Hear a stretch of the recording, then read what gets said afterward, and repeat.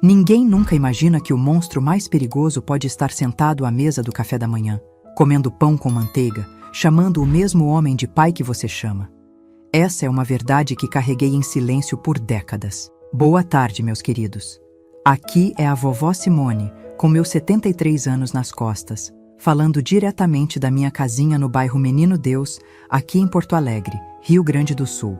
Uma cidade que hoje muitos conhecem pelas enchentes, mas que carrega histórias de tantas vidas como a minha, algumas submersas não pelas águas, mas pelo silêncio.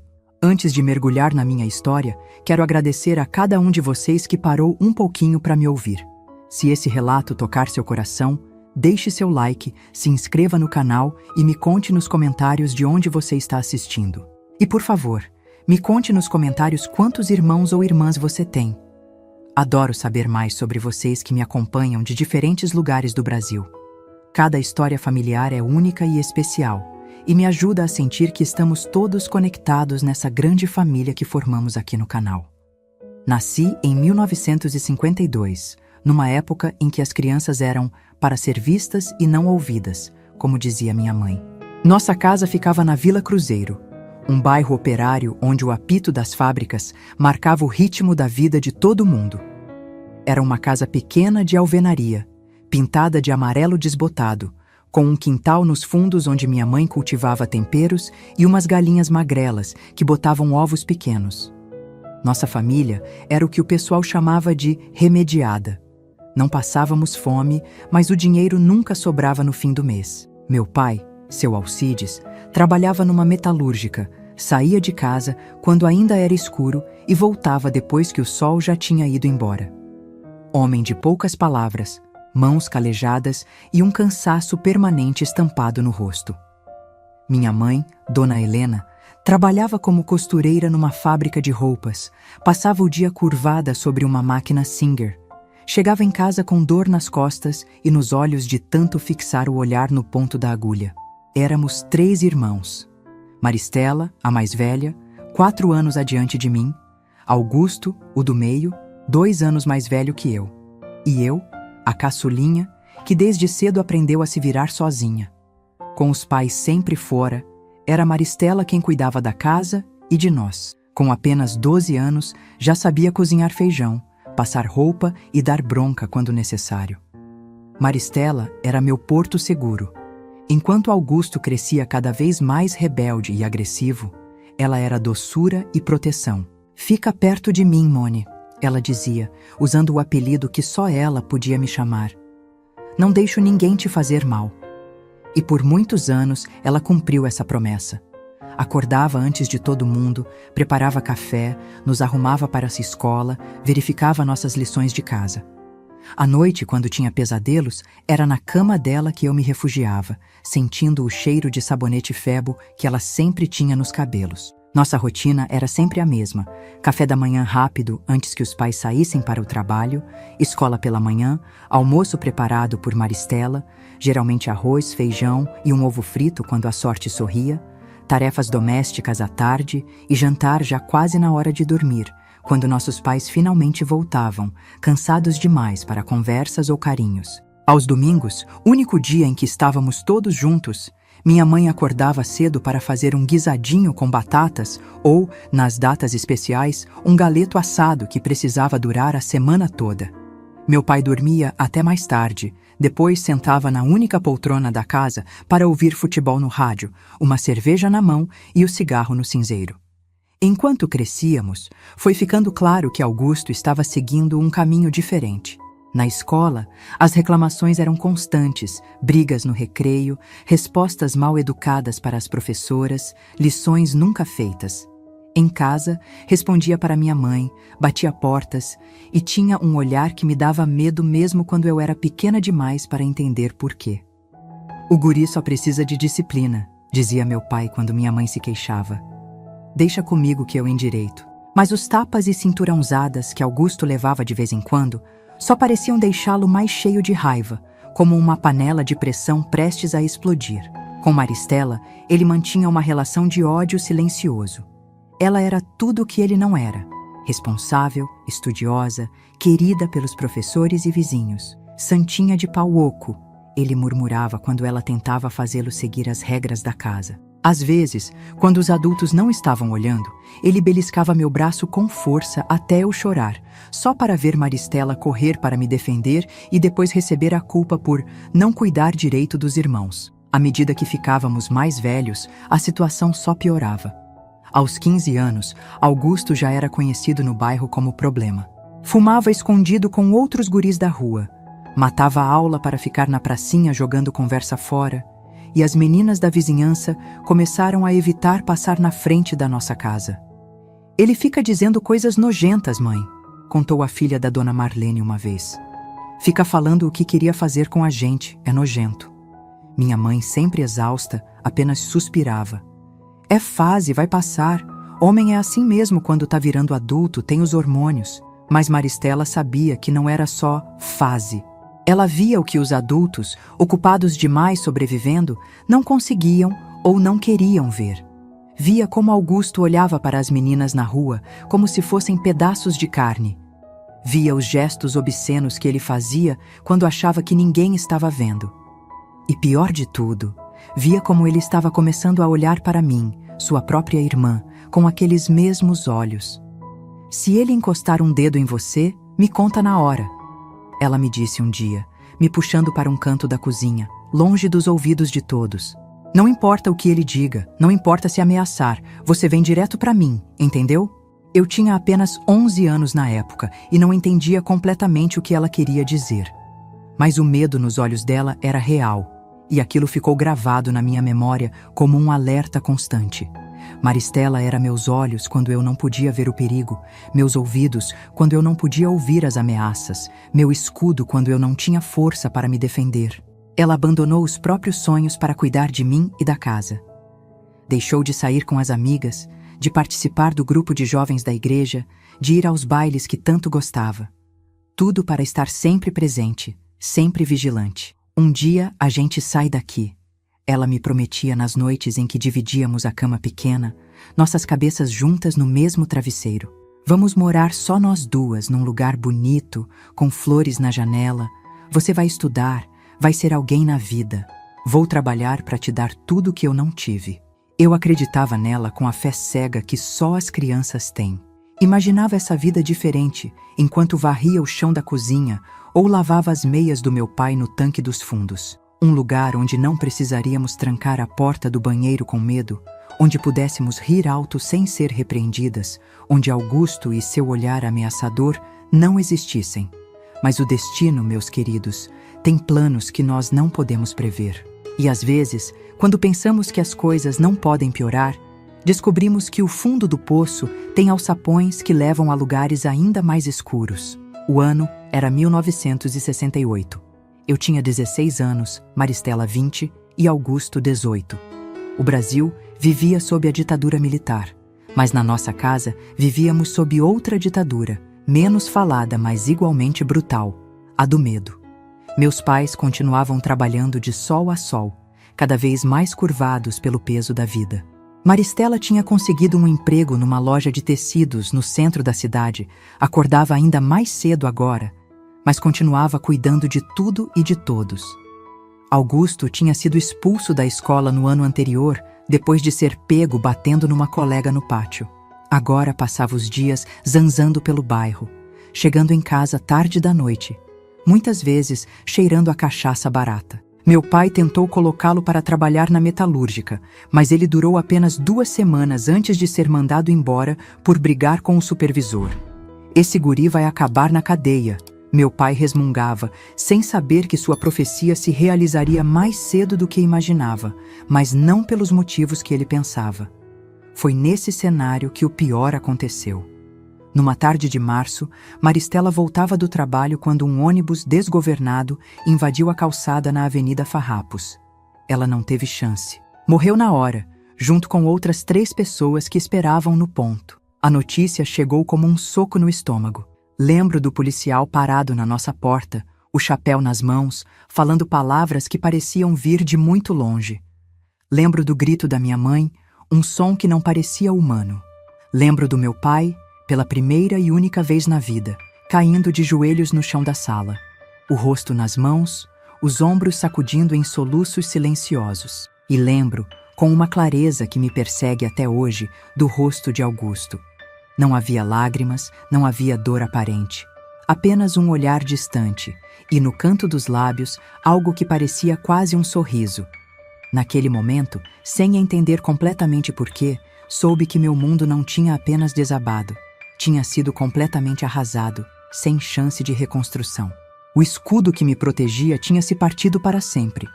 E agora eu estava exposta, vulnerável, à mercê de um perigo que habitava minha própria casa. O velório de Maristela foi breve. Poucos vizinhos, alguns colegas da loja, nenhum discurso elaborado.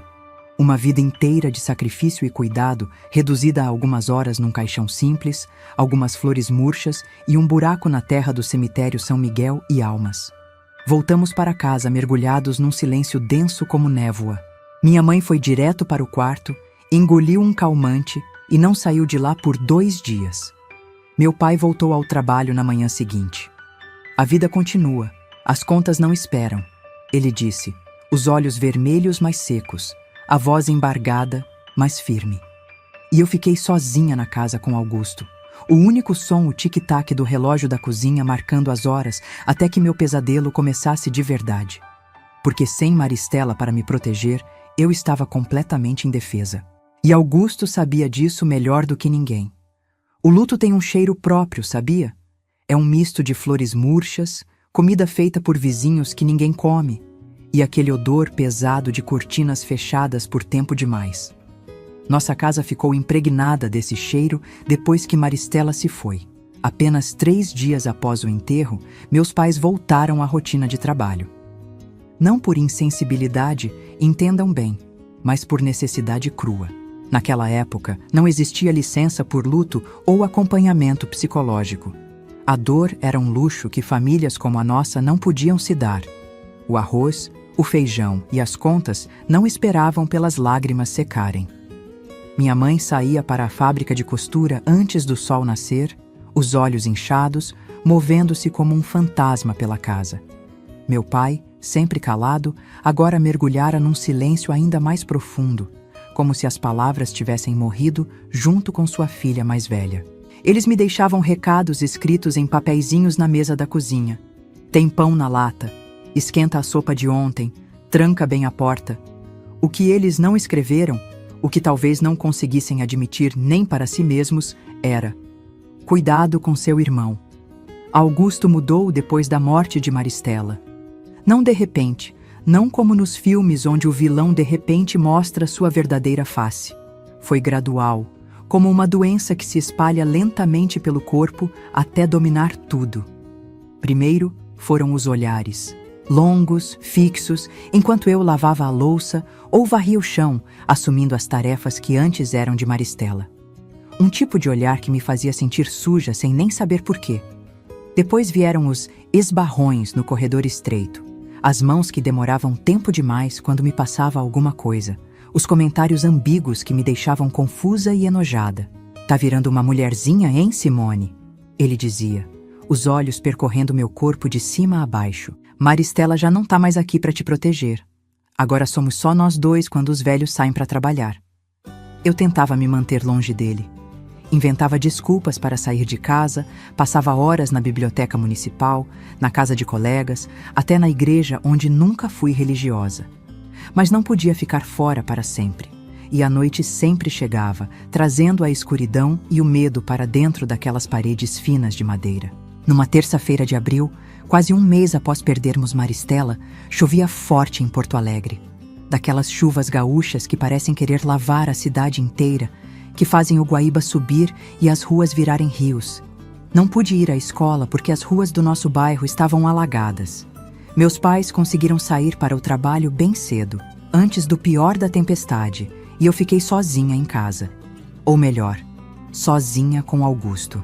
Tentei me trancar no quarto que antes dividia com Maristela, mas a fechadura estava quebrada há meses.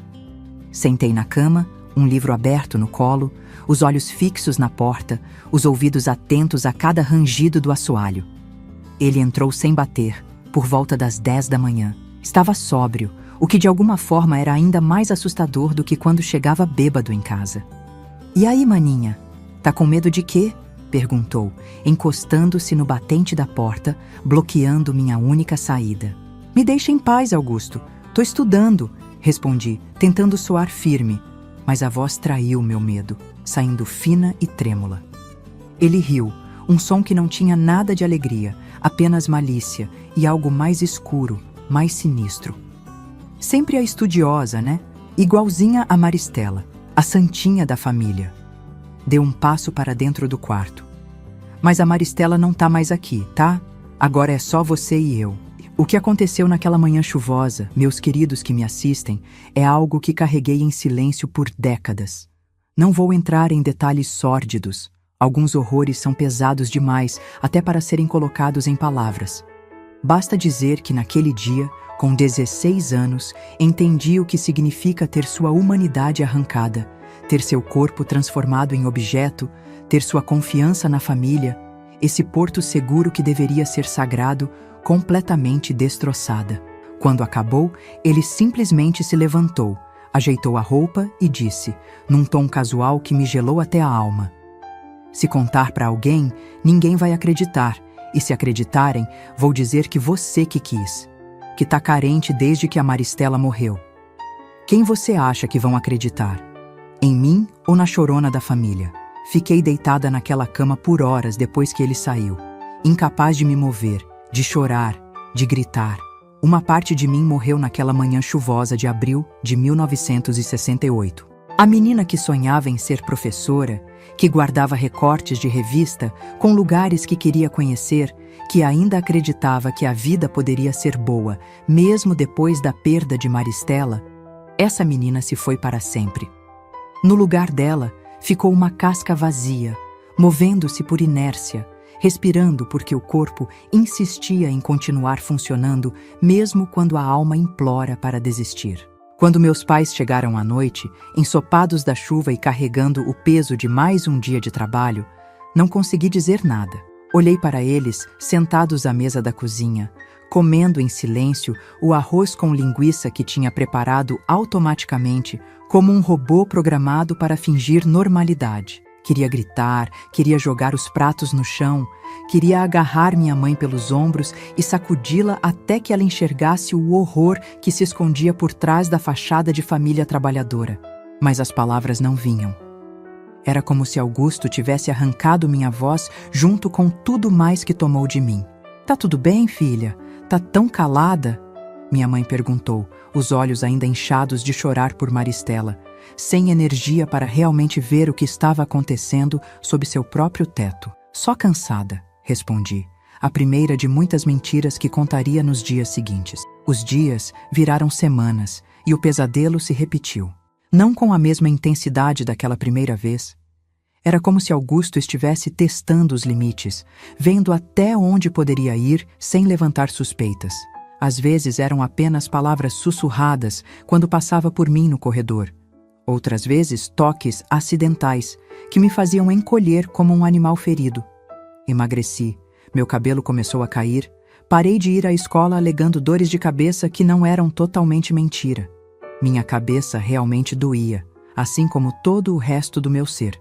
Deve ser saudade da irmã, os adultos diziam, atribuindo meu definhar a um luto que, embora real, era apenas parte da história. O tempo cura tudo, repetiam como um mantra vazio que não significava nada para quem vivia um inferno diário. Em junho, quase 3 meses após a morte de Maristela, o impensável aconteceu novamente. Meus pais tinham saído para trabalhar como sempre. Era um sábado, mas a fábrica onde minha mãe trabalhava estava com entrega atrasada e meu pai fazia hora extra sempre que podia. Augusto entrou no meu quarto de manhã cedo. Estava bêbado, os olhos vermelhos, o hálito azedo de cachaça. Não vou descrever o que aconteceu, mas dessa vez foi pior, muito pior. A bebida tinha derrubado qualquer barreira que ainda pudesse existir, qualquer resquício de consciência ou limite. Quando terminou, eu estava sangrando. Não apenas emocionalmente, mas literalmente sangrando. A dor era tão intensa que mal conseguia respirar. E pela primeira vez desde o início daquele pesadelo, chorei. Não lágrimas silenciosas de desespero contido, mas soluços violentos que sacudiam meu corpo já tão maltratado. "Cala a boca!" ele gritou, dando um tapa no meu rosto que fez meu ouvido zumbir. "Quer que os vizinhos escutem? Quer que todo mundo saiba o que você anda fazendo?" O que eu estava fazendo? Como se eu tivesse alguma escolha, alguma participação naquele horror. "Vou contar tudo", falei, a voz rouca, um filete de sangue escorrendo do lábio partido. "Vou contar pro pai e pra mãe o que você fez." Ele riu, aquela risada que me perseguiria por décadas nos pesadelos. "E você acha que eles vão acreditar? A filha problemática que não sai do quarto, que largou a escola, contra o filho que está procurando emprego, que ajuda nas contas da casa?" Era verdade que ele tinha começado a trazer algum dinheiro para casa, de trabalhos esporádicos, como carregador no mercado. Pequenas quantias que compravam o silêncio e a cegueira dos meus pais. Além disso, ele continuou, inclinando-se tão perto que pude sentir seu hálito podre. "Se você abrir a boca, vou fazer pior. Muito pior. E não só com você." A ameaça pairou no ar como uma nuvem tóxica. Não precisou elaborar. Entendi perfeitamente o que queria dizer. Meus pais, já destruídos pela perda de uma filha, agora velhos demais para recomeçar e jovens demais para desistir, seriam os próximos alvos da sua crueldade. Quando ele saiu do quarto, me tranquei no banheiro. A água do chuveiro, mesmo fria naquele inverno gaúcho, não conseguia me limpar. Esfreguei a pele até ficar vermelha, mas a sensação de sujeira permanecia, entranhada tão fundo que nenhum sabonete poderia alcançar. Naquela noite, não preparei jantar, não saí do quarto. Deitada na cama que antes dividia com Maristela, olhando para o teto manchado de umidade, tomei uma decisão. Se ninguém acreditaria em mim, se não tinha para onde fugir, se não podia proteger nem a mim mesma, então talvez a única saída fosse não estar mais aqui. Os comprimidos para dormir da minha mãe estavam guardados na gaveta da cômoda, ao lado da cama deles. Eram fortes, receitados pelo médico da fábrica quando ela não conseguia mais dormir depois da morte de Maristela. Bastaria esperar todos dormirem e pegar o frasco. Seria rápido, seria fácil, seria o fim do pesadelo. Com esse plano sombrio na cabeça, adormeci, exausta demais até para chorar. Acordei horas depois com o barulho da porta da frente se abrindo. Meu pai chegando do trabalho. Já era noite. O quarto estava na mais completa escuridão. Levantei-me com dificuldade, o corpo dolorido protestando a cada movimento. Precisava ir ao banheiro. Não podia esperar mais. Arrastei-me pelo corredor, tentando não fazer barulho, mas um gemido de dor escapou quando apoiei o peso na perna machucada. Foi nesse exato momento que Augusto apareceu na porta do seu quarto, bloqueando meu caminho. "Onde pensa que vai?" perguntou, a voz arrastada indicando que tinha bebido mais desde de manhã. "Ao banheiro", respondi, os olhos fixos no chão, incapaz de encará-lo. "Não vai contar nada pro velho, vai? Lembra do que eu disse?" Antes que pudesse responder, ele agarrou meu braço com força, as unhas cravando na minha pele. E então fez o impensável. Me empurrou contra a parede e começou a me atacar ali mesmo, no corredor da nossa casa, com meu pai a poucos metros de distância na cozinha. O desespero me deu uma força que não sabia possuir. Lutei, me debati, e quando sua mão cobriu minha boca para abafar meus gritos, mordi com toda a força que tinha. O gosto metálico de sangue encheu minha boca quando meus dentes atravessaram a carne da sua palma. Augusto urrou de dor e me deu um soco no estômago que tirou todo o ar dos meus pulmões. Caí de joelhos, engasgando, tentando respirar, enquanto ele erguia o punho para outro golpe. Foi quando o milagre aconteceu. Um milagre terrível, doloroso, mas ainda assim, uma salvação. Meu pai, atraído pelos ruídos da briga, apareceu no corredor. Por um instante, ficou paralisado pela cena à sua frente. Seu filho mais velho, com o punho erguido, sangue escorrendo da mão, em pé sobre sua filha caçula caída no chão, o rosto inchado, sangue e lágrimas misturados. "Que diabos está acontecendo aqui?" ele trovejou, a voz mais alta que jamais ouvi sair daquele homem sempre contido. Augusto se virou, surpreso, momentaneamente desorientado pela interrupção. Foi o suficiente para que eu encontrasse minha voz, para que as palavras presas há meses finalmente rompessem a barreira do medo. Ele me machucou, pai. Consegui dizer entre soluços. Desde que a Maristela morreu, ele vem me machucando. O rosto do meu pai mudou. Não de uma vez, mas aos poucos, como gelo derretendo para revelar algo mais profundo, mais primitivo por baixo. Seus olhos, sempre cansados, se arregalaram com uma compreensão horrível. Como assim, machucando? Ele perguntou, a voz agora baixa, perigosa. Antes que pudesse responder, Augusto interveio, a mentira fluindo fácil como sempre. Ela tá louca, pai. Tá inventando coisas desde que a Maristela morreu. Eu só tava tentando fazer ela parar de gritar, tava incomodando todo mundo com a choradeira. Meu pai olhou para ele, depois para mim, a dúvida clara em seu rosto. Por um momento terrível, pensei que acreditaria no filho, como sempre acreditou, que eu seria abandonada novamente à mercê daquele monstro que chamávamos de família. Mas então, algo inesperado aconteceu. Meu pai deu um passo à frente e com uma calma assustadora disse: "Tira a roupa dela." Augusto piscou, confuso. "Quê? Você me ouviu. Se ela tá mentindo, então tira a roupa dela. Mostra que não tem nada de errado." O pânico tomou conta de mim. "Não, pai, por favor." Mas meu pai ergueu a mão pedindo silêncio, os olhos nunca deixando os de Augusto. "Se você não fez nada, filho, então não tem problema mostrar que ela tá inventando, né? Que não tem marcas, que não tem machucados." Foi nesse momento que vi algo que nunca tinha visto antes no rosto de Augusto. Medo. Puro e genuíno medo. "Isso é ridículo", ele tentou, recuando um passo. "Não vou ficar aqui ouvindo acusações de uma desequilibrada." Virou-se para sair, mas meu pai foi mais rápido. Com uma agilidade surpreendente para um homem de quase 50 anos, agarrou Augusto pelo colarinho e o empurrou contra a parede, o antebraço pressionando sua garganta. "O que você fez com ela?" rosnou, a voz irreconhecível de raiva. "O que você fez com a sua irmã?" O que se seguiu naquela noite foi como uma tempestade que finalmente rompe após meses de céu pesado e sufocante. Augusto, pressionado contra a parede pelo braço do meu pai, tentou negar mais uma vez, mas havia algo na expressão do meu pai, algo primitivo e incontrolável, que fez o medo finalmente aparecer nos olhos do meu irmão. "Não fiz nada que ela não quisesse." Ele tentou, a voz estrangulada pela pressão no pescoço. E aquelas palavras, aquela tentativa final de inverter a situação, de me transformar de vítima em culpada, foram o estopim. Meu pai, que nunca demonstrava emoções intensas, que engolia frustrações com café preto e suportava humilhações diárias na fábrica sem uma palavra de protesto, explodiu.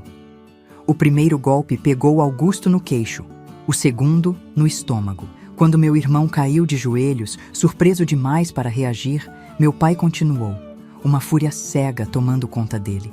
Assisti àquela cena paralisada, encostada na parede, uma parte de mim horrorizada com a violência, outra parte, que não me orgulho de admitir, sentindo um alívio terrível ao ver meu algoz finalmente provando um pouco do terror que me fez sentir. Foi minha mãe quem interrompeu. Ela chegou do trabalho no meio daquele caos, largou a bolsa no chão e gritou como nunca a tinha ouvido gritar: "Parem, pelo amor de Deus, parem." O tempo pareceu congelar. Meu pai, ofegante, deu um passo para trás, as mãos ensanguentadas. Augusto no chão, o rosto deformado pelos golpes, cuspindo sangue no assoalho gasto. E eu, ainda encostada na parede, abraçando meu próprio corpo como se pudesse me proteger do horror daquela cena. "O que está acontecendo aqui?" minha mãe perguntou, o choque dando lugar à confusão em seu rosto exausto. Meu pai se virou para ela, a respiração ainda irregular, e disse 5 palavras que mudaram tudo. Ele abusou da nossa filha. O silêncio que se seguiu foi denso como névoa. Vi o rosto da minha mãe passar por 1000 emoções em segundos. Descrença, horror, negação e, finalmente, uma compreensão devastadora quando seus olhos pousaram em mim, realmente me vendo pela primeira vez em meses. "Simone?" ela chamou, a voz quase um sussurro. "É verdade?"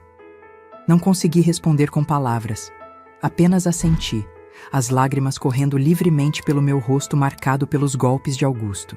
E então, como se aquele pequeno movimento tivesse quebrado uma represa, as palavras vieram em torrente. Contei tudo, ali mesmo, no corredor estreito da nossa casa, enquanto Augusto permanecia caído no chão e meus pais ouviam, horrorizados. Não omiti nada. Falei da primeira vez, logo após a morte de Maristela. Das ameaças, do medo constante, das dores, do sangramento daquela manhã. Falei até minha voz falhar, até não haver mais nada para dizer, exceto um último sussurro. Eu queria morrer. Minha mãe deu um passo em minha direção, os braços estendidos, mas parou, incerta. Como consolar o inconsolável? Como reparar o irreparável? Seu rosto, já marcado pelo luto de uma filha, agora se contorcia com a dor de saber que falhara em proteger a outra. Por que não nos contou antes? Ela perguntou, a voz embargada. Ele disse que vocês não acreditariam, respondi, os olhos baixos. E eu também achava que não. Aquelas palavras atingiram meus pais como um golpe físico. A verdade dolorosa por trás delas, que eu não confiava neles o suficiente para buscar proteção, que a distância que anos de trabalho árduo e ausência tinham criado era grande demais para transpor mesmo diante do pior dos horrores. Foi meu pai quem tomou a decisão. Com uma calma assustadora que contrastava com a fúria de minutos antes, virou-se para minha mãe e disse: "Leva a Simone para o hospital. Agora." "E ele?" minha mãe perguntou, olhando para Augusto, que agora tentava se levantar, apoiando-se na parede. "Eu cuido dele", respondeu meu pai, e havia algo em sua voz que não deixava dúvidas sobre o que aquilo significava. Minha mãe hesitou apenas um segundo antes de assentir. Aproximou-se de mim com cuidado, como se eu fosse um animal ferido que poderia fugir a qualquer movimento brusco. "Vem, filha. Vamos cuidar de você." O Hospital São Lucas ficava a quase 1 hora de ônibus da nossa casa, mas naquela noite pegamos um táxi, um luxo impensável para nossa família, pago com o dinheiro que minha mãe guardava, escondido numa lata de erva-mate para emergência. E que emergência poderia ser maior que aquela?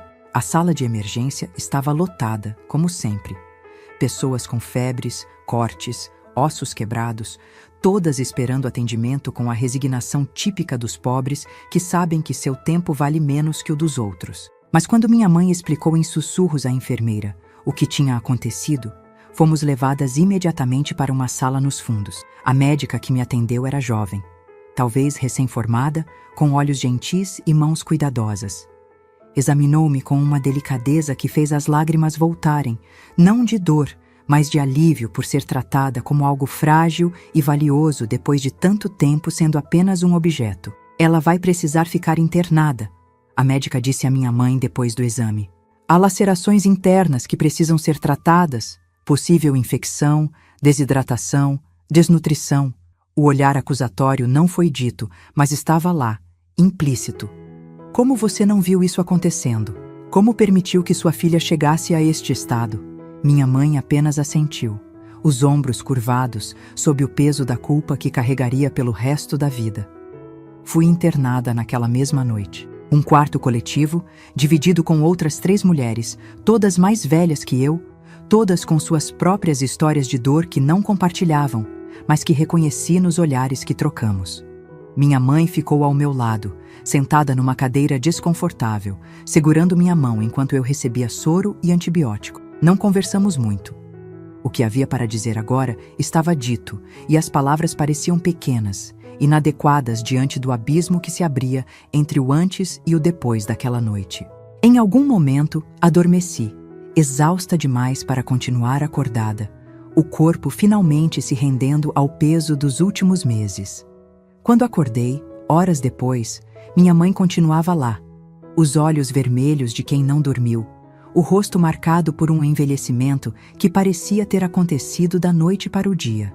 "Onde está o pai?" perguntei, a voz rouca.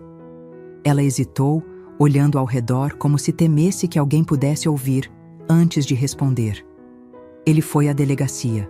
Levou o Augusto." Uma onda de pânico me invadiu. "Ele contou? Na polícia?" Minha mãe assentiu lentamente. Seu pai disse que dessa vez não ia deixar passar, que já tinha perdido uma filha e não ia perder outra. O medo me dominou novamente. Não de Augusto agora, mas do que viria a seguir. Da vergonha pública, dos olhares, dos sussurros dos vizinhos, do estigma que carregaria para sempre. Em 1968, no Brasil, uma menina que passava por isso não era vista como vítima, mas como manchada, estragada, um segredo vergonhoso a ser escondido. Todo mundo vai saber, murmurei, as lágrimas voltando. Todo mundo vai me olhar diferente. Deixa que olhem, minha mãe respondeu, uma dureza incomum em sua voz suave. Quem tiver vergonha é que devia se esconder, não você. Foram palavras surpreendentes vindas dela, sempre tão preocupada com aparências, sempre tão atenta ao que os outros pensariam. Naquele momento, vislumbrei uma força que não sabia que ela possuía, uma fúria materna que tinha permanecido adormecida por tempo demais. Passei uma semana no hospital. Os médicos falavam em termos técnicos sobre minhas condições, palavras que eu não entendia totalmente, mas cujo significado captava pelo tom de suas vozes, pelos olhares trocados quando achavam que não estava prestando atenção. Enquanto isso, um furacão se formava lá fora. Meu pai prestou queixa formal contra Augusto, que foi detido inicialmente e depois transferido para a Delegacia de Proteção ao Menor. Ele ainda tinha 18 anos, tecnicamente um menor de idade pelos padrões da época. A notícia se espalhou pelo bairro como fogo em palha seca. Os vizinhos, antes indiferentes ao nosso drama familiar, agora discutiam abertamente o caso. Alguns apoiavam, outros duvidavam. Deve ter provocado essas meninas de hoje. Na minha época, isso não acontecia. O pior veio quando um delegado apareceu no hospital para tomar meu depoimento. Um homem de meia idade, bigode espesso, cheirando a cigarro e loção barata. Suas perguntas foram diretas, brutais, sem qualquer sensibilidade para com uma adolescente traumatizada. Você resistiu? Gritou por ajuda? Tinha bebido alguma coisa? O que estava vestindo? Cada pergunta era uma nova facada, insinuando que, de alguma forma, eu tinha participação naquele horror, que poderia ter evitado se tivesse feito algo diferente. Minha mãe, sentada ao meu lado, ficava cada vez mais tensa, até que finalmente explodiu. Chega! Ela é a vítima aqui. Tinha 16 anos e ele é irmão dela. O delegado a olhou com aquela condescendência que os homens de autoridade reservam para mulheres emotivas, e respondeu: Senhora, estou apenas seguindo o protocolo. Precisamos verificar todos os ângulos antes de prosseguir com acusações tão sérias. Acusações sérias. Como se eu estivesse inventando tudo. Como se os cortes e hematomas no meu corpo fossem imaginação. Como se as lágrimas que não paravam de cair fossem um truque para chamar atenção. Foi naquele momento, sob o olhar duvidoso daquele homem que deveria me proteger, que tomei uma decisão. Não deixaria que Augusto escapasse. Não permitiria que aquela história fosse abafada, esquecida, transformada em apenas mais um segredo familiar a ser enterrado junto com tantos outros. Sentei-me mais ereta na cama de hospital, ignorando a dor que o movimento causou, e comecei a falar. Com detalhes, com precisão, com uma clareza que surpreendeu até a mim mesma. Descrevi cada incidente, cada ameaça, cada humilhação. Falei sem chorar, sem hesitar, olhando diretamente nos olhos daquele homem que claramente preferiria estar em qualquer outro lugar. Quando terminei, o quarto estava mergulhado num silêncio sepulcral. O delegado, visivelmente desconfortável, guardou seu bloco de notas e se levantou. Bem, acho que temos o suficiente por enquanto, disse, evitando meu olhar. Entraremos em contato se precisarmos de mais informações. Depois que ele saiu, minha mãe segurou minha mão com força. Tenho orgulho de você, ela disse, a voz embargada. Mais orgulho do que jamais tive de qualquer pessoa nessa vida. Foram palavras que guardei como um tesouro nos anos difíceis que viriam pela frente. Um farol na escuridão quando tudo mais parecia perdido. No 10º dia após aquela noite fatídica, recebi alta do hospital. Voltei para casa apoiada no braço da minha mãe. O corpo ainda dolorido, a alma ainda mais. A casa parecia diferente, menor, mais sombria. Ou talvez fosse eu quem tinha mudado. Crescido de maneiras que nenhuma adolescente deveria crescer. Augusto não estava lá, claro. Tinha sido transferido para um centro de detenção juvenil enquanto o caso era investigado.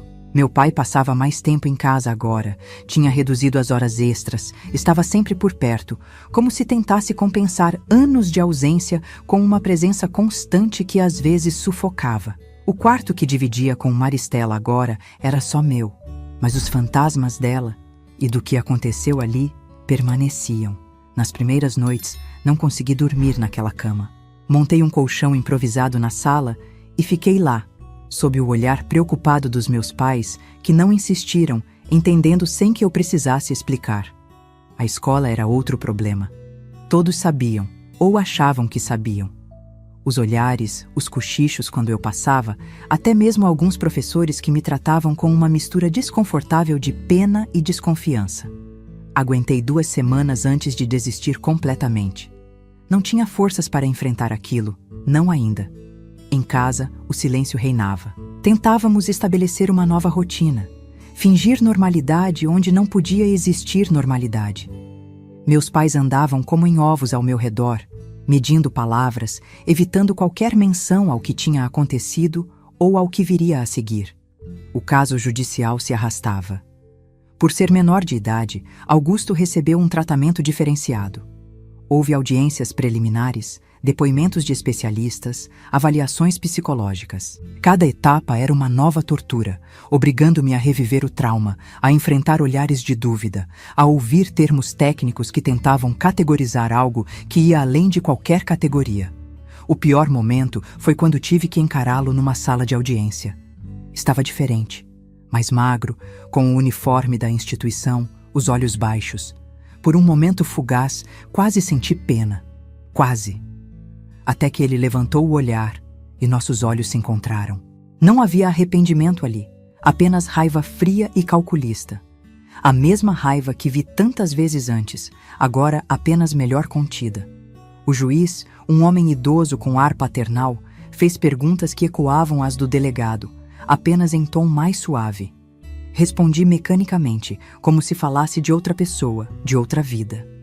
Quando terminou, ele me olhou com o que parecia ser genuína compaixão e disse algo que carrego comigo até hoje. O que aconteceu com você não define quem você é. Lembre-se disso nos dias difíceis. Palavras simples, talvez até clichê, mas que plantaram uma semente que demoraria anos para florescer. A ideia de que eu não era apenas uma vítima, que havia mais em mim do que a dor que carregava. Augusto foi considerado culpado, mas por ser menor de idade, recebeu uma sentença que hoje me parece absurdamente leve. Internação em instituição correcional até completar 21 anos, com acompanhamento psicológico obrigatório. 3 anos por destruir uma vida. 3 anos por crimes que, se cometidos hoje, resultariam em décadas de prisão. Quando saímos do tribunal naquele dia cinzento de outubro de 1968, uma repórter de um jornal local tentou me abordar. Meu pai a afastou com um gesto brusco, protegendo-me dos flashes e das perguntas invasivas.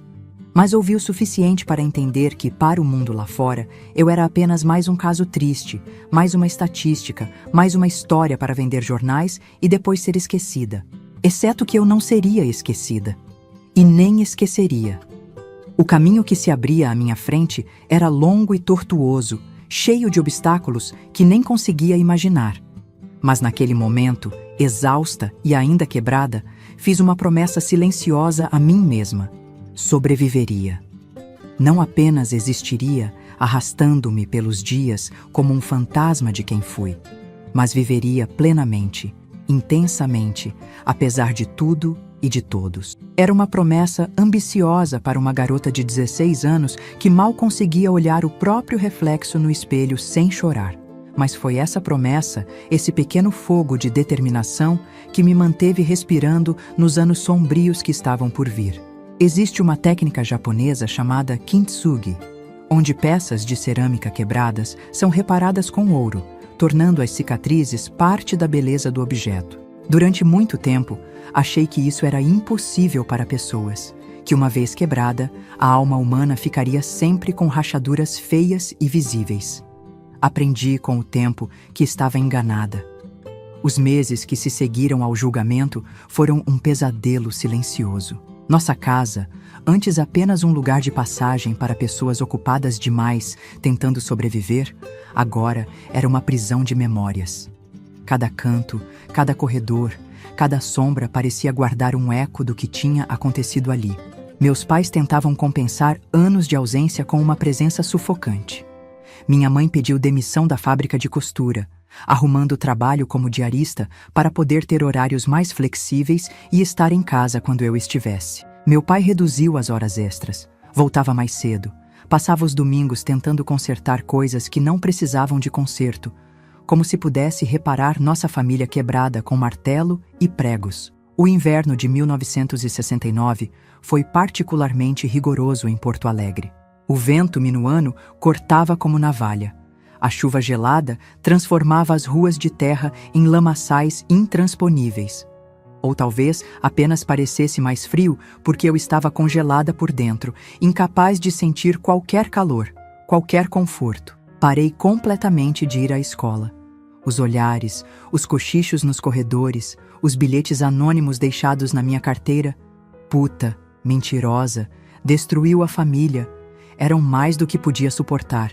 Os professores tentaram intervir, mas como enfrentar algo tão insidioso, tão enraizado na cultura, que punia vítimas em vez de agressores? Durante meses, mal saí do quarto. Lia os mesmos livros repetidamente, desenhava padrões sem sentido em cadernos velhos. Ouvia o rádio em volume baixo para não incomodar ninguém. Minha mãe trazia as refeições na cama, como se eu estivesse doente. E, de certa forma, estava. Uma doença da alma que nenhum remédio poderia curar. O ponto de virada veio num dia inesperado, de uma forma que nunca poderia prever. Era março de 1970, quase 2 anos depois daquele abril que destruiu minha vida. Eu tinha acabado de completar 18 anos, maioridade que passou sem comemoração, apenas mais um dia no calendário de uma existência em suspenso. Estava sentada na varanda dos fundos, olhando para o nada, quando ouvi um miado fraco vindo do muro do vizinho. Ali, magro e encharcado pela chuva que caíra na noite anterior, estava um gato preto, pequeno demais para ser adulto, grande demais para ser filhote. Um olho fechado por alguma infecção, o pelo emaranhado, as costelas visíveis sob a pele. Uma criatura tão quebrada quanto eu. Sem pensar muito, estendi a mão. Ele recuou inicialmente, desconfiado, também como eu. Mas a fome ou o frio foram mais fortes que o medo. E após alguns minutos de paciência imóvel da minha parte, ele se aproximou, cheirando meus dedos cautelosamente antes de permitir um breve toque. Busquei restos de comida na cozinha, coloquei água num pires, observei a distância enquanto ele devorava tudo com a voracidade dos verdadeiramente desesperados. Quando terminou, olhou para mim com aquele único olho bom, e algo naquele olhar me atingiu profundamente. O reconhecimento de um sobrevivente para outro. "Pode ficar, sabe?", falei, a voz rouca de pouco uso. "Ninguém vai te machucar aqui." Não esperava que ele entendesse, claro. Eram palavras mais para mim mesma que para ele. Uma afirmação, uma promessa, talvez até uma oração. Chamei-o de Pretinho. Nada original, eu sei. Mas naquela época, originalidade não era minha prioridade. Sobrevivência era. E de alguma forma inexplicável, cuidar daquele gato maltratado me deu um propósito que não tinha há muito tempo. Meus pais, inicialmente relutantes, mais uma boca para alimentar, resmungou meu pai. Logo perceberam a mudança sutil em mim. Comecei a levantar mais cedo para alimentá-lo. Saí até a farmácia para comprar remédio para seu olho infeccionado. Improvisei uma caminha com caixas de papelão e retalhos de cobertores velhos. Pequenos gestos, ações mínimas que para outra pessoa seriam triviais, mas que para mim representavam montanhas escaladas, batalhas vencidas contra o medo paralisante que tinha se tornado meu único companheiro. Pretinho melhorou aos poucos. O olho infeccionado nunca abriu completamente, deixando-o com uma aparência permanentemente desconfiada, como se piscasse para um mundo que não merecia confiança total. O pelo cresceu brilhante. As costelas desapareceram sob uma camada saudável de carne. Em poucos meses, transformou-se num gato bonito, ainda que marcado por cicatrizes visíveis e invisíveis. Um pouco como eu começava a fazer ainda que de forma muito mais lenta e dolorosa. No segundo semestre de 1970, tomei uma decisão que surpreendeu meus pais. Voltaria a estudar. Não na mesma escola. As memórias eram pesadas demais, os olhares afiados demais, mas num curso supletivo noturno do outro lado da cidade. Tem certeza, filha? Minha mãe perguntou, preocupação e esperança misturadas em sua voz. Não precisa se apressar. Tenho, mãe, respondi, surpreendendo a mim mesma com a firmeza na voz. Não posso ficar parada para sempre. O primeiro dia foi um teste de coragem como poucos. Pegar o ônibus sozinha, caminhar 3 quadras até o prédio da escola, sentar-me numa sala cheia de estranhos. Cada passo era uma pequena vitória contra o medo que ainda morava em mim. Um animal adormecido que poderia despertar a qualquer momento. A turma era diversa. Adultos mais velhos que nunca tiveram chance de estudar, jovens trabalhadores tentando melhorar de vida, algumas moças como eu que, por várias razões, tinham interrompido os estudos. Ninguém perguntou por que eu estava ali.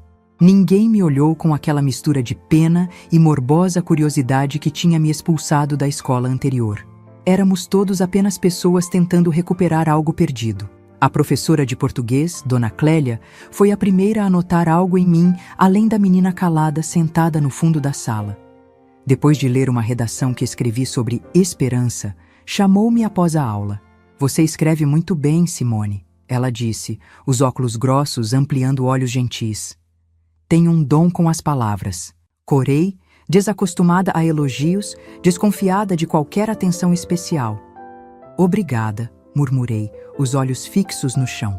Estamos organizando um jornal estudantil, ela continuou. Apenas uma folha mimeografada, nada muito sofisticado. Gostaria que você escrevesse algo para a primeira edição. Meu instinto foi recusar imediatamente. Expor meus pensamentos, minhas palavras, para que outros lessem e julgassem. A ideia era aterrorizante, mas algo na expressão dela, uma confiança que não via dirigida a mim há tanto tempo, me fez hesitar. Posso pensar? Perguntei finalmente. Claro, ela sorriu. Mas não pense demais. Às vezes as melhores palavras são as que saem direto do coração, sem muitos filtros. Passei a semana inteira rascunhando e rasgando papéis, começando e recomeçando, tentando encontrar palavras que não revelassem demais, mas que também não fossem vazias. Na véspera do prazo, sentada na varanda dos fundos com Pretinho no colo, tive uma epifania. Não precisava contar minha história específica para falar sobre dor, sobre superação, sobre recomeços. Escrevi um texto chamado Cicatrizes, falando sobre como as feridas que carregamos podem se transformar em marcas de resistência, em testemunhas silenciosas da nossa capacidade de continuar.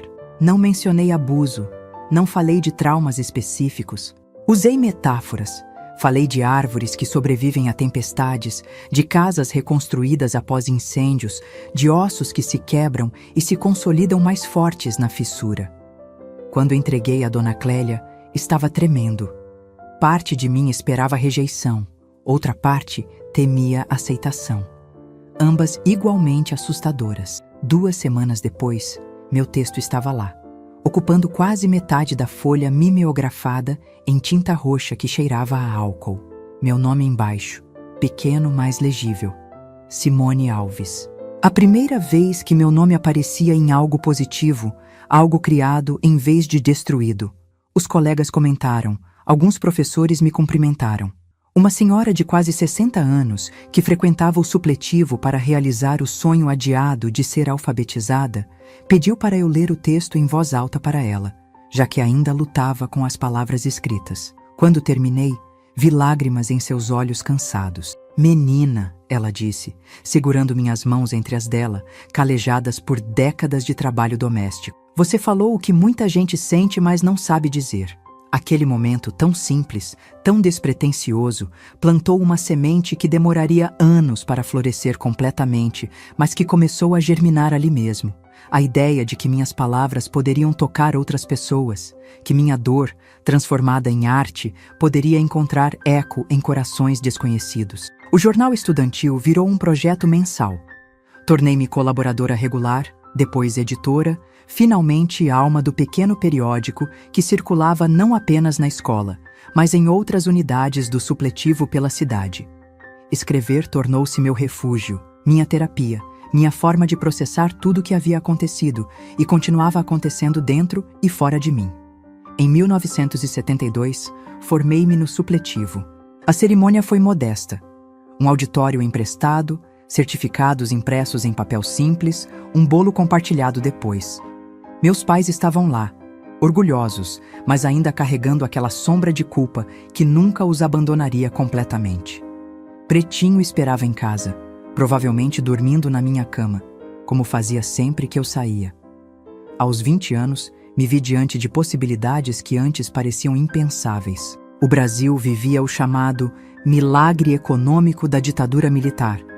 Um crescimento artificial que não chegava às classes mais baixas, mas que ao menos criava uma ilusão de progresso, de oportunidades. Consegui um emprego como recepcionista numa pequena editora que publicava livros didáticos. O salário era mínimo, as condições longe de ideais, mas estar rodeada de livros, de palavras, de pessoas que viviam de criar e editar textos, era como encontrar uma tribo que não sabia que existia. Nos tempos livres, continuava escrevendo. Poemas, contos curtos, reflexões, a maioria guardada em cadernos que só eu lia, alguns compartilhados com Dona Clélia, que se tornara uma mentora e amiga. Foi ela quem me incentivou a tentar publicar em pequenos jornais de bairro, em revistas amadoras, em coletâneas de novos autores. Sua voz precisa ser ouvida, ela dizia. Não apenas por você mesma, mas por todas aquelas que não podem ou não conseguem falar. Tive meu primeiro texto publicado num jornal de verdade em 1973. Uma crônica sobre a vida no subúrbio de Porto Alegre. As pequenas alegrias e tristezas do cotidiano, a resistência silenciosa de mulheres que carregavam famílias inteiras nas costas. Recebi 50 cruzeiros por aquele texto, uma quantia ridícula mesmo para a época, mas que representou algo muito maior. Reconhecimento, validação, a sensação de que minha voz importava para além do pequeno círculo que me conhecia. Foi nessa época que tomei outra decisão importante: buscar terapia. Não era comum na época, especialmente em famílias de classe baixa como a minha. Psicólogos eram vistos como luxo de rico ou coisa para loucos de hospício.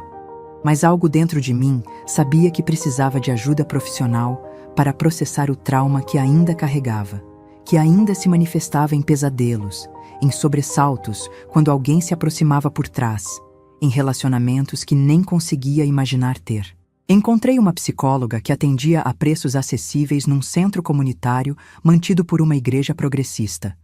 Dona Marta, uma senhora de meia idade com voz suave e olhos que pareciam enxergar além da superfície. Nas primeiras sessões, mal conseguia falar. Sentava-me na cadeira, olhava para as mãos, resmungava respostas monossilábicas para suas perguntas gentis. Não tenha pressa, ela dizia. Estamos construindo confiança. E isso leva tempo. Aos poucos, as palavras começaram a vir. Primeiro em gotículas hesitantes, depois em pequenos fluxos, eventualmente em torrentes que me deixavam exausta, mas estranhamente leve, como se cada sessão removesse um pequeno peso das minhas costas curvadas. O que aconteceu com você foi terrível, ela me disse numa sessão particularmente difícil, quando finalmente consegui detalhar os abusos sem desmoronar completamente. Mas não é quem você é. É algo que aconteceu com você, não algo que define você. Palavras simples, quase clichês terapêuticos, mas que ressoaram profundamente. A ideia de que eu era mais que meu trauma, que minha identidade não precisava ser construída exclusivamente ao redor daquela dor, foi revolucionária para uma jovem que, por anos, se viu apenas como a menina abusada pelo irmão. O processo não foi linear, nem rápido, nem fácil. Havia dias em que parecia regredir completamente. Dias em que o medo e a raiva me dominavam novamente. Dias em que questionar se valeria a pena continuar lutando. Pretinho, já um gato adulto de olhar sábio, parecia sentir esses momentos. Nesses dias, não saía do meu lado, seu ronronar constante como uma âncora, me mantendo presa à realidade, quando tudo mais parecia se dissolver. Em 1974, meu pai sofreu um infarto. Não foi fatal, mas serviu como alerta de que os anos de trabalho extenuante na metalúrgica, o peso da culpa, o estresse constante tinham cobrado seu preço. Ele foi forçado a se aposentar por invalidez, com uma pensão mínima que mal cobria os remédios que agora precisava tomar diariamente. Assumi mais responsabilidade financeira em casa. Consegui um segundo emprego como revisora freelancer para a mesma editora onde trabalhava, passando noites debruçada sobre provas de livros didáticos, caçando erros de português e inconsistências. O dinheiro extra ajudava, mas o cansaço era imenso. Ainda assim, continuava escrevendo meus próprios textos, publicando ocasionalmente, construindo lentamente uma pequena reputação nos círculos literários da cidade. Foi através desses círculos que conheci pessoas que expandiram meus horizontes, que me apresentaram a ideias e possibilidades que nunca tinha considerado. Jovens universitários, professores, jornalistas, artistas, gente que, em outra vida, nunca teria cruzado meu caminho. Alguns se tornaram amigos, outros apenas conhecidos passageiros, mas todos deixaram alguma marca, alguma contribuição para a pessoa que eu estava me tornando. Em meio a esses novos contatos, uma pergunta começou a surgir com frequência crescente. Por que você não tenta a faculdade? A ideia parecia absurda inicialmente. Universidade era para ricos, para filhos de médicos e advogados, não para uma menina da Vila Cruzeiro formada no supletivo. Mas a semente foi plantada, e como todas as sementes bem nutridas, começou a crescer. Em 1975, aos 23 anos, prestei vestibular para letras na UFRGS. Estudei como nunca antes, usando materiais emprestados, frequentando biblioteca pública, aproveitando cada minuto livre entre os 2 empregos. Quando a lista de aprovados saiu, meu nome estava lá. Não entre os primeiros, mas lá. A matrícula foi outro desafio. Taxas, documentos, burocracia desenhada para dificultar o acesso de pessoas como eu. Mas havia conseguido uma bolsa parcial, e com a ajuda de meus pais, que insistiram em contribuir mesmo com as dificuldades financeiras, consegui me tornar oficialmente uma universitária. O campus da UFRGS era um mundo completamente novo. Nos primeiros dias, sentia-me uma impostora, esperando que alguém notasse que eu não pertencia àquele lugar, que era apenas uma intrusa tentando ocupar um espaço que não era meu por direito. Os colegas, em sua maioria de classe média, tinham histórias tão diferentes da minha, preocupações tão distantes da realidade que eu conhecia. Mas aos poucos, como tinha acontecido no supletivo, encontrei meu lugar. Não entre os grupos populares, não entre as rodinhas que se formavam nos intervalos para discutir festas e namoros, mas nos cantos quietos da biblioteca, nas discussões mais sérias sobre literatura e linguagem, nos espaços onde as ideias importavam mais que as aparências ou origens. A universidade me abriu portas que nem sabia que existiam. Professores que reconheceram potencial em meus textos, colegas que respeitavam minhas opiniões nas discussões em sala, oportunidades de monitoria e pesquisa que complementavam a renda sempre apertada. E foi lá, num corredor do Instituto de Letras, que vi pela primeira vez o cartaz que mudaria mais uma vez o rumo da minha vida. Grupo de apoio a mulheres vítimas de violência, busca voluntárias. Não é necessária experiência, apenas compromisso e empatia. Arranquei o telefone de contato e guardei no bolso, o coração acelerado com uma certeza que raramente sentia. Ali estava um propósito que fazia sentido, uma forma de transformar minha dor em algo útil, algo que pudesse ajudar outras mulheres que passavam pelo que passei. O caminho que se abria à minha frente não seria fácil. Havia ainda montanhas a escalar, vales profundos a atravessar. Augusto eventualmente sairia da instituição onde estava detido. O fantasma do meu passado sempre à espreita. Haveria ainda momentos de dúvida, de medo, de retrocesso. Mas naquele momento, parada no corredor da universidade, com um simples pedaço de papel na mão, senti algo que não experimentava há muito tempo. Esperança. Não a esperança ingênua da menina que fui um dia, que acreditava em finais felizes e mundos perfeitos, mas uma esperança madura, realista, fundamentada na certeza de que mesmo os cacos mais despedaçados podem ser reconstruídos em algo novo, algo diferente, algo que carrega as marcas do passado, mas não é definido apenas por elas. Já perceberam como certas plantas conseguem brotar nas frestas do concreto? Aquelas flores teimosas que encontram luz mesmo nos lugares mais improváveis? Sempre me identifiquei com elas, porque a vida, meus queridos, pode tentar nos enterrar, mas se formos sementes, transformaremos isso em oportunidade para crescer. Minha primeira reunião no grupo de apoio a mulheres vítimas de violência aconteceu numa noite chuvosa de junho de 1976. O local era simples, uma sala emprestada nos fundos de uma igreja no centro de Porto Alegre, cadeiras dispostas em círculo, café fraco servido em canecas lascadas. Sentei no fundo, quase escondida, observando as outras mulheres chegarem. Eram de todas as idades, todas as classes sociais, todas as cores, unidas apenas pela experiência compartilhada da violência. A coordenadora do grupo, doutora Helena, era uma psicóloga na casa dos 50 anos. Cabelos grisalhos, cortados curtos, olhos vivos por trás de óculos de armação pesada. Quando chegou minha vez de falar, as palavras saíram entrecortadas, hesitantes. Não entrei em detalhes sórdidos. Não era necessário. Aquelas mulheres entendiam o não dito.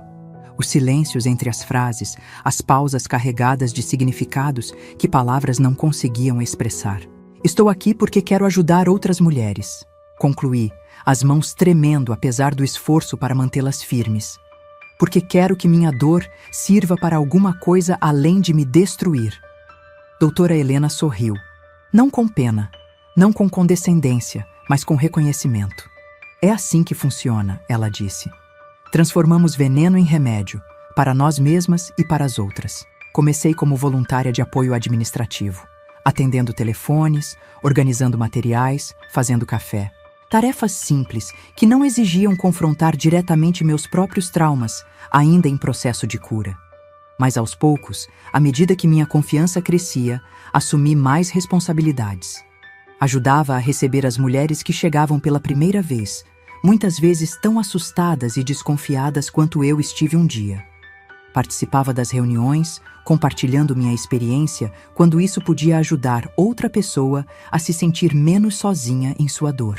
Em 1977, enquanto cursava o 3º ano de letras, fui convidada a participar de um projeto pioneiro do grupo.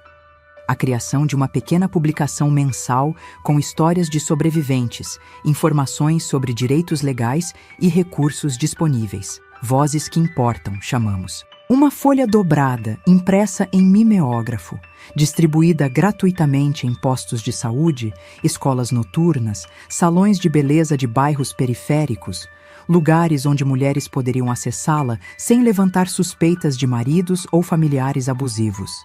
Fui designada como editora, usando as habilidades que desenvolvia na faculdade e no trabalho na editora. Cada edição era uma batalha contra recursos limitados, contra a censura ainda presente na ditadura militar, contra o silêncio social que cercava a violência doméstica e sexual. Mas também era uma vitória, uma afirmação de que nossas histórias mereciam ser contadas, que nossas vozes mereciam ser ouvidas. Foi através desse trabalho que conheci Laura, uma jovem advogada recém-formada que oferecia assessoria jurídica voluntária ao grupo. Alta, de postura impecável, com uma convicção feroz que transparecia em cada palavra que dizia. Ela se tornou não apenas uma colega, mas uma amiga, a primeira amizade verdadeira que construí desde os eventos que destruíram minha adolescência. O que estamos fazendo aqui é importante, ela me disse uma noite, enquanto trabalhávamos até tarde terminando uma edição especial sobre violência contra crianças. Mas é apenas um começo. Precisamos mudar as leis, mudar as instituições, mudar a cultura que permite que isso continue acontecendo. Sua paixão era contagiante. Sob sua influência, comecei a enxergar meu trabalho no grupo não apenas como apoio emocional a sobreviventes, mas como parte de uma luta maior, de um movimento de transformação social. Era 1978. E o Brasil começava a dar os primeiros passos hesitantes em direção à abertura democrática. Novos espaços se abriam para discussões antes impossíveis. Foi nesse contexto que organizamos o primeiro seminário público sobre violência doméstica e sexual em Porto Alegre. Um evento modesto num auditório emprestado da universidade, palestrantes voluntários, material informativo impresso com dinheiro arrecadado em rifas e bazares.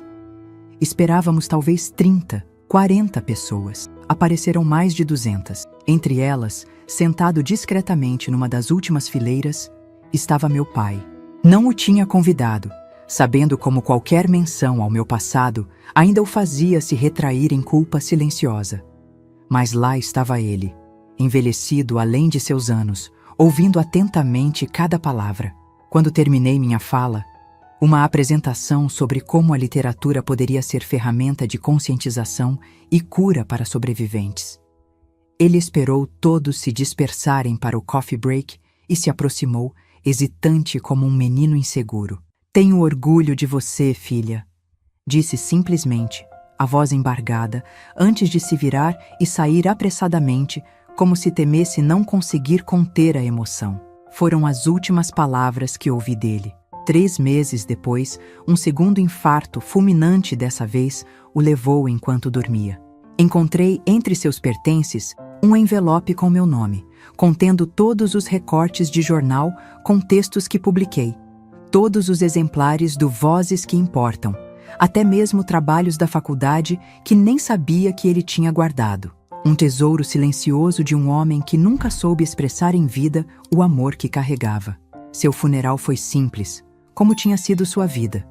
Minha mãe, já curvada por décadas de trabalho duro e tristezas acumuladas, parecia ter diminuído de tamanho. "Agora somos só nós duas", ela disse enquanto voltávamos do cemitério.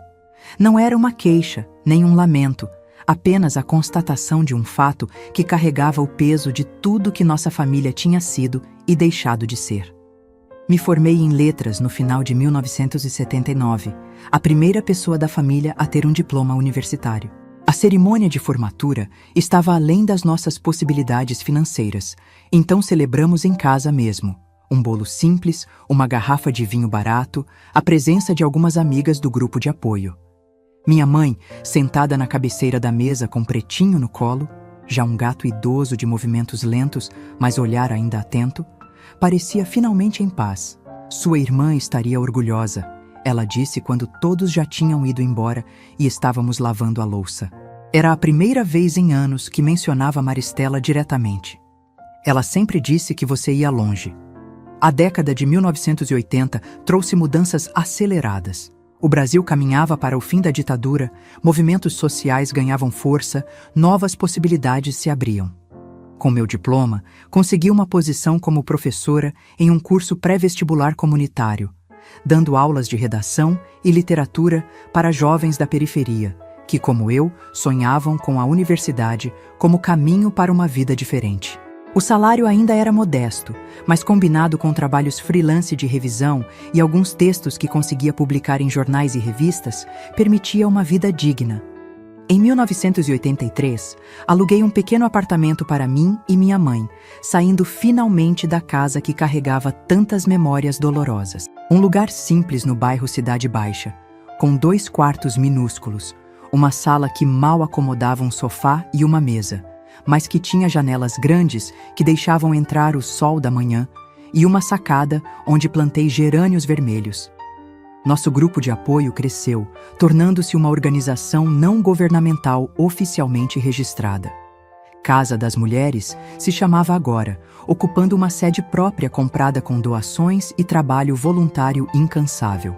Além de grupos de apoio, oferecíamos assistência jurídica, abrigo temporário para casos emergenciais, cursos profissionalizantes para mulheres buscando independência financeira. Assumi a coordenação do setor educacional, desenvolvendo materiais e programas para escolas, empresas, comunidades. Palestras, oficinas, cartilhas, qualquer meio possível para levar informação sobre direitos, sobre sinais de relacionamentos abusivos, sobre caminhos para sair de situações de violência. Foi nesse trabalho que reencontrei Carlos, um professor de sociologia que tinha conhecido superficialmente na universidade. Ele tinha se especializado em estudos sobre violência urbana e estava desenvolvendo um projeto sobre como a violência doméstica se conectava com outras formas de violência social. Começamos colaborando profissionalmente. A amizade veio naturalmente depois. Carlos era diferente de qualquer homem que conheci. Respeitoso sem ser condescendente, gentil sem ser invasivo, inteligente sem ser arrogante. Nossos almoços de trabalho se transformaram em jantares que não tinham mais nada a ver com projetos, em longas caminhadas pelo Parque da Redenção em tardes de domingo, em conversas que se estendiam madrugada adentro. Aos 34 anos, achava que relacionamentos românticos não faziam parte do meu destino. As cicatrizes do passado, o medo entranhado, a desconfiança instintiva, tudo isso parecia uma barreira intransponível entre mim e qualquer possibilidade de intimidade. E estava bem assim. Tinha feito as pazes com essa realidade, construído uma vida significativa, mesmo sem essa dimensão que para muitos era essencial. Mas Carlos não tinha pressa, não tinha expectativas. Simplesmente estava lá, constante como as estações, respeitando meus limites sem questioná-los, aceitando o que eu podia oferecer sem exigir mais. Somos amigos, ele dizia quando alguém perguntava sobre nossa relação. Somos companheiros de caminhada. E éramos. Por quase 2 anos, essa amizade foi suficiente, foi tudo o que conseguíamos nomear. Até a noite em que, sentados na minha pequena sacada, observando uma tempestade de verão que lavava Porto Alegre, sua mão encontrou a minha no escuro. Não recuei. Não congelei. Não senti o pânico familiar subindo pela garganta. Apenas deixei que nossos dedos se entrelaçassem. Um momento simples, que para mim representava uma vitória monumental sobre o passado. Nosso relacionamento avançou no ritmo que eu podia sustentar. Lento, cauteloso, com recuos ocasionais quando memórias antigas ressurgiam sem aviso. Carlos entendia sem que eu precisasse explicar. Respeitava sem fazer disso um sacrifício. Com ele, aprendi que intimidade não precisava ser terrificante, que vulnerabilidade podia ser força em vez de fraqueza. Em 1985, quando a Década da Mulher, declarada pela ONU, chegava ao fim, fui convidada a participar de um congresso internacional em São Paulo sobre direitos das mulheres. Era a maior oportunidade profissional que já tinha recebido. Apresentar nosso trabalho na Casa das Mulheres para especialistas de diversos países. Trocar experiências, construir redes de apoio que transcendiam fronteiras. Foi um momento decisivo. Ver centenas de mulheres e alguns homens aliados de diferentes culturas, diferentes backgrounds, unidos pela mesma causa que tinha se tornado minha vida, foi profundamente transformador. Percebi que não estávamos sozinhas, que fazíamos parte de uma corrente muito maior que fluía através de continentes e gerações. Voltei para Porto Alegre energizada, cheia de novas ideias e possibilidades. Expandimos nossos programas, estabelecemos parcerias com organizações internacionais, conseguimos financiamento para projetos mais ambiciosos. A Casa das Mulheres se tornou referência nacional, um modelo que inspirou iniciativas semelhantes em outras cidades. Minha mãe faleceu em 1990, pacificamente durante o sono, como meu pai, anos antes. Tinha 67 anos, mas parecia muito mais velha. Uma vida de trabalho árduo e dores profundas tinha deixado marcas indeléveis. Seu último ano foi tranquilo, pelo menos. Aposentada, passava os dias cuidando das plantas na sacada, fazendo pequenos trabalhos de costura para vizinhas, assistindo suas novelas preferidas. Nos fins de semana, Carlos vinha jantar conosco, trazendo sempre alguma sobremesa que ela adorava. Ele é um bom homem, ela me disse uma vez, quando estávamos sozinhas. Não tenha medo de ser feliz, filha.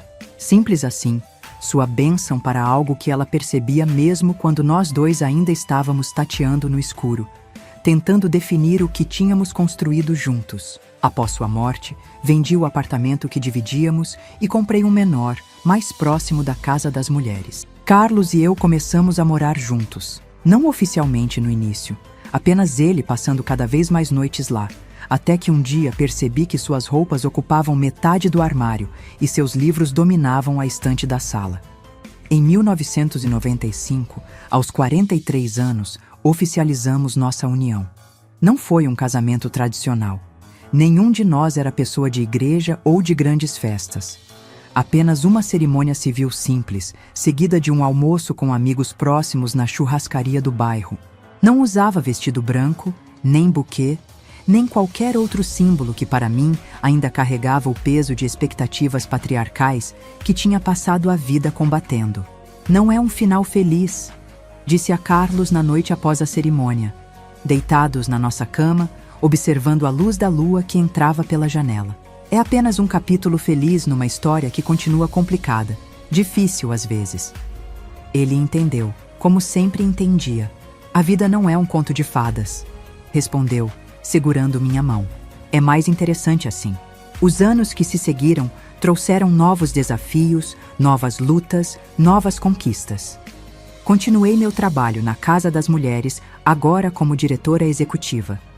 Publiquei um livro, Vozes do Silêncio, Relatos de Sobrevivência e Resistência, uma coletânea de histórias de mulheres que passaram por nossa organização, com nomes e detalhes alterados para proteger suas identidades.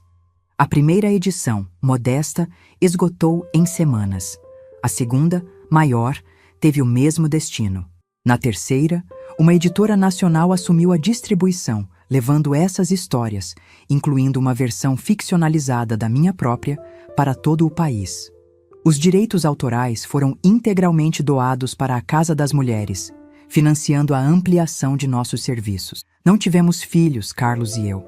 Uma escolha deliberada da minha parte, aceita por ele sem questionamentos. As cicatrizes físicas deixadas pelos abusos tinham tornado a gravidez um risco que não estava disposta a correr, e as cicatrizes emocionais faziam a ideia de maternidade parecer um peso grande demais para carregar. Mas tivemos filhos de outras formas. Os jovens que passavam por nossas oficinas educativas, as mulheres que reconstruíam suas vidas com nosso apoio, os estudantes que orientei quando eventualmente me tornei professora universitária em tempo parcial, vidas tocadas, histórias influenciadas, futuros transformados por um trabalho que tinha nascido da minha própria dor. Em 2003, recebi uma notícia que por décadas temi. Augusto estava de volta a Porto Alegre. Tinha passado os anos desde sua liberação do Centro de Detenção Juvenil, entrando e saindo de prisões por crimes diversos, agressões, pequenos furtos, tráfico de drogas em escala menor. Agora, aos 53 anos, estava de volta à cidade onde tudo começou. O medo inicial foi avassalador, como um tsunami arrasando décadas de progresso terapêutico. Por semanas, voltei a ter pesadelos, a checar trancas obsessivamente, a evitar sair sozinha depois do anoitecer. Carlos, paciente como sempre, respeitou esse retrocesso temporário sem minimizá-lo, sem tentar me consertar. Foi minha terapeuta atual, a terceira desde Dona Marta, agora que eu podia pagar por sessões regulares, quem me ajudou a processar esse retorno ao medo antigo. Você não é mais aquela menina indefesa, ela me lembrou. Tem recursos, tem apoio, tem força e, mais importante, tem escolha. Escolha. A palavra ressoou profundamente. Percebi que estava deixando Augusto controlar minha vida novamente, mesmo à distância, mesmo sem contato direto. Estava permitindo que o medo me diminuísse, me aprisionasse, exatamente como tinha acontecido décadas antes. Não mais, decidi finalmente. Não confrontaria Augusto diretamente. Não havia necessidade, não havia benefício nisso. Mas também não viveria refém do medo dele. Voltei à minha rotina, ao meu trabalho, à minha vida. Se nossos caminhos se cruzassem um dia, enfrentaria isso quando acontecesse. Enquanto isso, cada dia vivido plenamente, cada mulher ajudada, cada palavra escrita era uma vitória sobre o passado. Augusto morreu em 2007, vítima de cirrose hepática após décadas de alcoolismo. Fiquei sabendo por um obituário minúsculo no jornal local, facilmente ignorável se eu não tivesse o hábito de ler essas páginas justamente temendo, esperando por essa notícia. Não fui ao enterro. Não senti necessidade de ver uma última vez o rosto que por tanto tempo habitou meus pesadelos. Em vez disso, fiz uma doação anônima para um programa de reabilitação de dependentes químicos que trabalhava com agressores tentando quebrar o ciclo de violência. Não era perdão. Nunca cheguei a esse ponto e não me culpo por isso. Era reconhecimento de que a história não era apenas sobre mim e ele, mas sobre sistemas maiores, ciclos intergeracionais de trauma e violência que precisavam ser interrompidos. Os anos continuaram passando. Em 2010, aos 58 anos, me aposentei da direção executiva da Casa das Mulheres, assumindo um papel consultivo que me permitia continuar contribuindo sem o desgaste administrativo diário. Continuei lecionando na universidade, agora um curso especificamente sobre literatura e trauma, explorando como a escrita podia ser ferramenta de processamento e cura. Carlos e eu compramos uma pequena casa nos arredores da cidade, com um jardim que se tornou minha paixão. Plantar, ver crescer, colher. Havia algo profundamente reparador nesse ciclo, nessa conexão com a terra e seus ritmos. Hoje, aos 73 anos, olho para trás e vejo uma vida que, apesar de todas as probabilidades, floresceu. Não sem cicatrizes, não sem dores persistentes, não sem momentos de dúvida e desespero, mas uma vida que importou, que fez diferença, que transformou pelo menos um pequeno canto do mundo. Carlos partiu há 3 anos, um câncer rápido e implacável que o levou em meses. A dor dessa perda é diferente de todas as outras que experimentei, limpa, honesta, sem complicações de culpa ou arrependimento.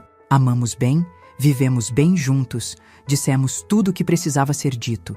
A saudade é intensa, mas sustentável. Nunca imaginei que estaria aqui, meus queridos, compartilhando minha história para milhares de pessoas através de um canal no YouTube. Quando a Joana, neta de uma das primeiras mulheres que acolhemos na casa, me convidou para participar desse projeto de memórias de mulheres idosas, hesitei. Que interesse teriam os jovens de hoje na história de uma velha como eu? Mas ela insistiu, dizendo que histórias como a minha precisavam ser contadas, preservadas, compartilhadas. Vovó Simone, sua trajetória pode salvar vidas, ela disse. E como poderia recusar quando colocado dessa forma? Se minha história tocou seu coração de alguma forma, peço que deixe seu like, se inscreva no canal da Joana e compartilhe com alguém que possa precisar ouvir que há vida. Vida plena, significativa, até mesmo alegre às vezes, depois do trauma. Cada curtida, cada comentário é um incentivo para que outras mulheres como eu compartilhem suas experiências, rompendo o silêncio que por tanto tempo nos foi imposto.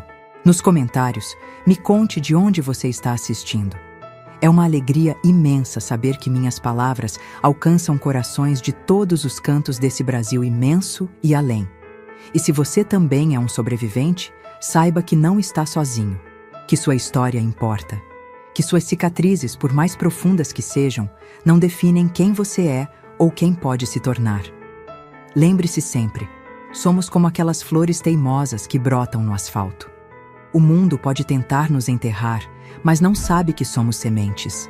E sementes, quando encontram mesmo a menor fresta de luz, inevitavelmente florescem.